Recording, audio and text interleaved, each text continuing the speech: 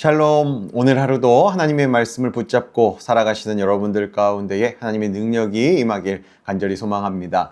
이 시간 함께 볼 말씀은요, 창세기 11장 10절에서 32절까지의 말씀입니다. 창세기 11장 10절에서 32절까지의 말씀, 우리 성경을 함께 보시면서 우리 하나님의 말씀 함께 읽도록 하겠습니다.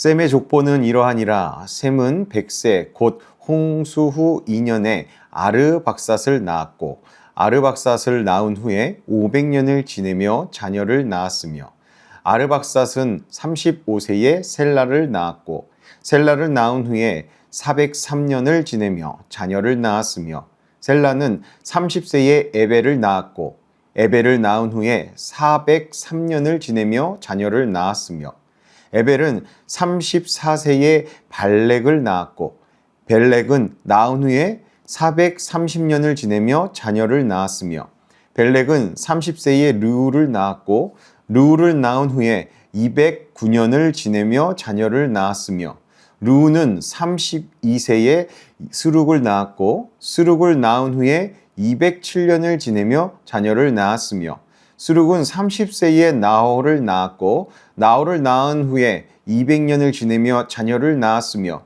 나홀은 29세에 데라를 낳았고, 데라를 낳은 후에 119년을 지내며 자녀를 낳았으며, 데라는 70세에 아브람과 나홀과 하란을 낳았더라. 데라의 족보는 이러하니라. 데라는 아브람과 나홀과 하란을 낳고, 하란은 롯을 낳았으며, 하란은 그 아비 데라보다 먼저 고향 갈대아인의 우르에서 죽었더라. 아브람과 나홀이 장가들었으니 아브람의 아내의 이름은 사레며 나홀의 아내 이름은 밀가니 하란의 딸이요. 하란은 밀가의 아버지이며 또 이스가의 아버지더라. 사레는 임신하지 못함으로 자식이 없었더라. 데라가 그 아들 아브람과 하란의 아들인 그의 손자 롯과 그의 며느리 아브람의 아내 사레를 데리고 갈대아인의 우르를 떠나 가나안 땅으로 가고자 하더니 하란에 이르러 거기 거류하였으며, 데라는 나이가 205세가 되어 하란에서 죽었더라. 아멘. 오늘 본문은요, 여러 사람의 이름이 이어지는 족보가 또 나옵니다. 그래서 또 많은 분들이 이 부분을 읽기 어렵게 느껴서 그냥 지나치시기도 하죠. 그러나 하나님께서는 이 족보를 괜히 성경에 기록하신 것이 아닙니다. 이 시간 우리는요, 이 대부분 족보로 구성된 오늘의 본문 말씀을 통해서 하나님께서 우리에게 전하시고자 하는 말씀, 그 메시지가 무엇인지 차근히 한번 살펴보겠습니다. 이제 본문을 보면 짧은 문장들이 반복되면서 한 사람씩 이름이 이어지고 있습니다. 첫 번째로 노아의 아들이죠. 10절에 보면 셈의 족보는 이러하니라 이렇게 시작해서 한 세대씩 차근차근 연결됩니다. 셈은 100세에 아르박삿을 낳았고, 또 아르박삿은 35세에 셀라를 낳았고, 셀라는 30세에 에벨을 낳았고, 이렇게 계속해서 대가 이어지죠. 이렇게 같은 흐름으로 기록됩니다. 이 말씀을 가만히 보면 한 세대도 빠지는 사람이 없습니다. 한 세대도 끊어지지 않고요, 계속해서 잘 이어지고 있죠. 그렇게 셈의 자손들의 이름 하나하나가 다 기록되어 있는 겁니다. 사람의 눈에는 그저 평범해 보이는 그 이름들이지만 하나님께서는 그 한 사람 한 사람을 빠짐없이 다 기억하고 계심을 우리가 이것에서 볼 수 있는 겁니다. 더 중요한 것은요, 이 흐름이 지속되며 멈추지 않고 계속 이어졌다라는 사실입니다. 분명 사람들은 상황에 따라 흔들리고요, 넘어지고 방향을 잃기도 하지만 하나님은요, 하나님께서는 뜻을 정하시고 이루어 가시는 일은 결코 중단되지 않는다라는 것을 보여줍니다. 이 족보가 왜 쓰였을까요? 셈의 자손들이 무언가 잘해서 이어진 기록일까요? 아닙니다. 하나님께서 셈의 자손들을 붙들고 계셨기 때문에 이들의 핏줄이 어려움 없이 하나도 빠짐없이 계속 이어질 수 있었다라는 거죠. 하나님께서 셈의 계보를 통하여서 하나님의 일을 하시기 위해서. 그렇게 하나님은 하나님께서 하실 일들을 반드시 이루시는 겁니다. 또 이 모습을 우리 삶에 그대로 적용해 보면 이 사실은 더욱 분명해집니다. 우리의 인생도요, 겉으로 보면 그저 평범하고 때로는 아무 일도 없는 것처럼 느껴질 때가 있습니다. 특별한 일이 없는 하루, 그렇게 반복되는 시간 속에서 내가 잘 살아가고 있는지조차 알기 어려울 때가 있죠. 그런데 하나님께서는요, 그 시간을 그냥 흘려보내지 않으십니다. 우리도 의식하지 못하는 시간, 그 순간 가운데에서도 하나님께서 우리의 삶을 이어가도록 하신다라는 겁니다. 그렇게 하루하루의 시간이 쌓이면서 하나님께서 계획하신 길로 우리를 이끌어 가신다라는 겁니다.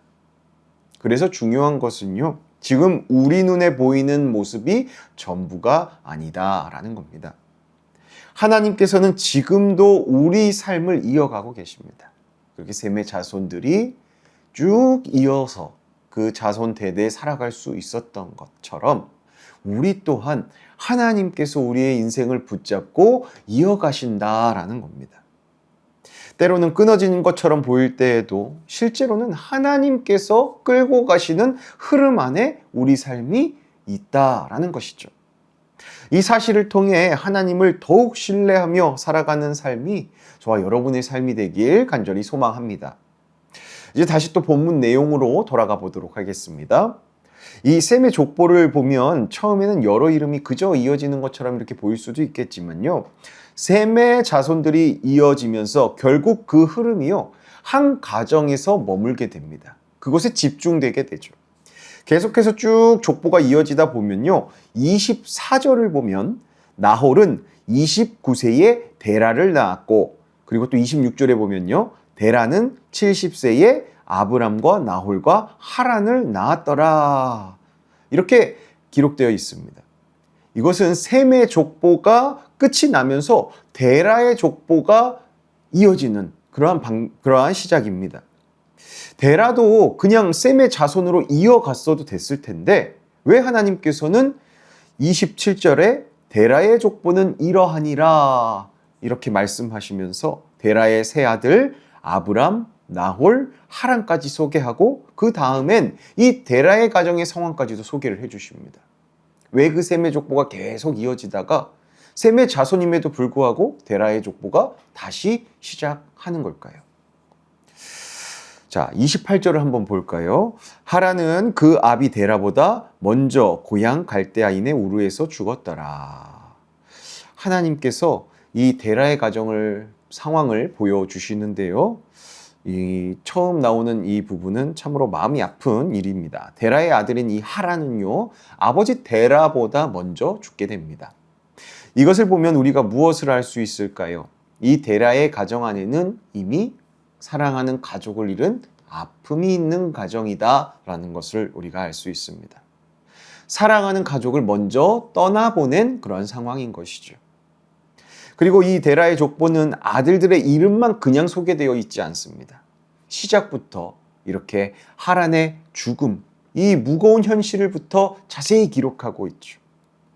또 한 가지 중요한 말씀이 이어집니다. 30절인데요. 사레는 임신하지 못함으로 자식이 없었더라. 사레는 데라의 아들인 아브람의 아내인데요. 그녀는 자식을 낳지 못하는 여인이었습니다. 이 당시에 자식이 없다는 것은요, 단순한 문제가 아닙니다. 미래가 보이지 않는 상태다라는 의미로 볼 수도 있습니다. 당시에는요, 이 가정의 이어짐, 대를 잇는 것이 너무나도 중요했습니다. 그래서 이 가정이 이어지지 않고 끊어지는 것은 굉장히 심각한 상황으로 받아들이는 일이었다라는 겁니다. 그리고 이어서요, 31절을 보면 이들은 목적지를 향해 가다가 멈춰서는 걸 알 수 있습니다. 원래 있던 목적지를 가는 게 아니라 그 중간에 어딘가에 멈춰서 잠시 멈추게 되는 상황이라는 거죠. 31절입니다. 데라가 그 아들 아브람과 하란의 아들인 그의 손자 롯과 그의 며느리 아브람의 아내 사레를 데리고 갈대아인의 우르를 떠나 가나안 땅으로 가고자 하더니 하란에 이르러 거기 거류하였으며. 데라의 가족은요, 원래 가나안으로 가려고 했습니다. 가야 할 분명한 방향이 그들에게는 있었죠. 그런데요, 이 데라의 가족들은 그 종착지, 원했던 목적지에 다 가지 못하고요, 하란이라는 땅에 멈추어서 살게 됩니다. 보면은 이 데라의 아들 중에도 하란이 있었죠. 근데 여기서는 또 지명이 하란입니다. 이것은 헷갈리지 않고 그냥 이름과 지명이 같다라고 생각하시면 되겠습니다. 그렇게 앞서 봤던 이 데라의 자식들의 그 가정의 상황을 보면 그걸 정리해 보면 이렇습니다. 이 데라의 가정은요, 가족을 잃은 아픔이 있는 가정이었습니다. 그리고 아들 중 아브람은 대가 이어지지 않는 미래가 막혀 있는 그러한 상황 가운데 있었습니다. 그리고 또요, 데라의 가정은 원래 가나안으로 가야 하는 가정이었지만 하란이라는 다른 곳에 멈추어서 거류하며 살 수밖에 없는 상황에 머무릅니다. 참 사람의 눈으로 보면요, 더 이상 기대할 것이 없는 가정의 모습입니다. 이렇게 말씀은요, 그럼에도 불구하고 이 데라의 가정만을 특별하고 자세하게 기록하면서 이 데라의 가정사를 우리에게 보여줍니다. 왜요? 왜 그럴까요? 이 가정은 특별히 무엇 하나 준비된 것도 없는 상태로 보여지는데요. 왜 하나님은 이 데라의 가정을 집중적으로 자세하게 우리에게 말씀해 주시는 걸까요? 그것은요, 조건이 다 갖춰진 자들이 아니라 상처 입고 미래가 없고 멈춰선 상태에 있는 자들을 통하여서도 하나님께서 일하신다라는 것을 우리에게 알려주시기 위함이죠. 10절에서 오늘 본문의 10절에서 26절까지 이 노아의 아들 셈부터는 자손들이 무탈하게 잘 이어져 오면서 그 이름들이 무탈히 기록되어져 있는 것을 우리가 볼 수 있었습니다. 그런데 하나님께서는요, 갑자기 문제가 많은 이 데라의 가정을 자세하게 우리에게 보여주시면서 그렇게 희망도 없고 볼 것도 없는 그 가정을 통해 하나님께서 무언가 일을 하시려는 그 의도를 나타내십니다. 우리가 이 말씀을 보면 분명해집니다. 하나님께서는 완벽한 사람을 찾으시는 것이 아니라 하나님을 의지할 수밖에 없는 사람을 부르신다라는 겁니다. 완벽한 사람을 하나님께서 찾으심이 아니라 하나님을 의지하고 붙들어야 될 사람을 하나님은 찾으신다라는 거죠. 그렇게 의지할 수밖에 없는 사람 말입니다. 하나님과 동행해야만 하는 사람 말입니다. 그렇게 아픔이 있고 미래가 없고 막혀서 끝난 것처럼 보이는 자리에서 하나님의 일은 시작된다라는 것이죠. 우리의 삶들도 마찬가지입니다. 우리 상황이 어렵다고 해서 하나님께서 우리를 그저 멈추도록 놔두시는 것이 아니다라는 겁니다. 오히려 그 자리에서, 우리가 멈춘 자리에서, 미래가 막막한 자리에서, 그리고 슬픔과 아픔을 겪는 자리에서 오히려 하나님은 그 자리에서 하나님이 일하실 준비를 하신다라는 겁니다. 우리가 어떻게 할 수 없는 그 자리에서, 그 아무것도 할 수 없는 자리에서, 막막한 상황에서 하나님의 일이 시작된다는 거죠. 이제 말씀을 정리하여서 맺고자 합니다. 하나님께서는 자신이 선택하신 자손의 핏줄 중에 문제없고 완벽한 가정을 선택하지 않으셨습니다. 아픔이 있고 막혀 있고 멈춰 있는 가정을 택하셨죠.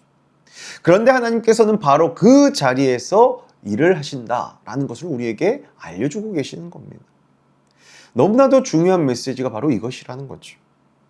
우리는요, 준비된 상태에서 하나님께 쓰임받는 것이 아니라 오히려 우리가 부족한 상태에서 하나님께 붙들림 받을 때, 하나님을 붙잡고 살아갈 수밖에 없을 때 하나님께서 역사하시는 일을 통하여 우리가 쓰임받게 된다라는 것입니다.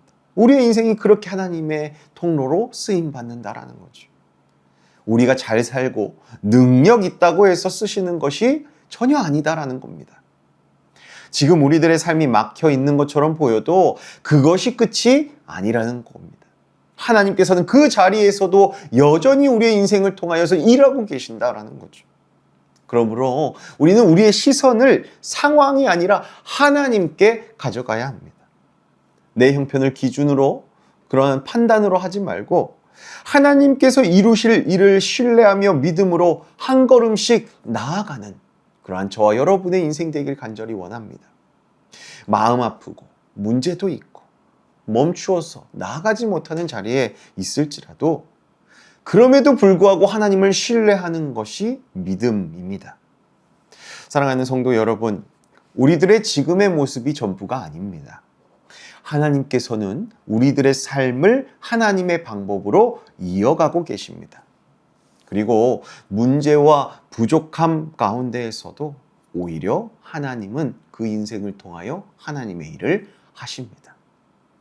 오늘 이 말씀을 붙잡고 내 상황보다 하나님을 더 신뢰하시면서 막힌 자리에서도 낙심치 않고 하나님만 의지하는, 그렇게 나를 쭉 이어주시는 그 흐름 안에 우리가 믿음으로 신뢰함으로 걸음을 걸으시는 저와 여러분 되길 예수님의 이름으로 축복합니다.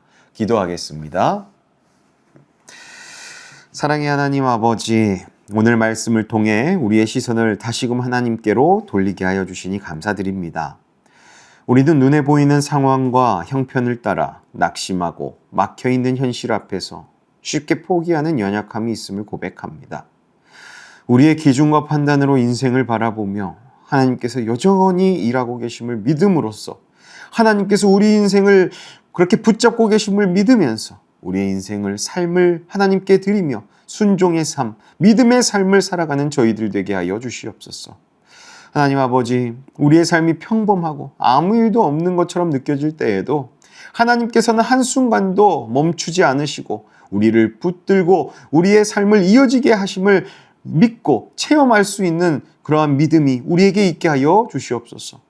끊어진 것처럼 보이는 자리에서도 하나님께서 이어가고 계신다는 사실도 신뢰하는 믿음 주시옵소서. 또한 우리가 부족하고 연약한 모습 때문에 스스로를 포기하지 않게 하여 주시고 오히려 그렇게 누군가는 포기하는 그 자리에서 우리는 하나님을 더욱 믿고 의지하는 자들이 되게 하여 주시옵소서.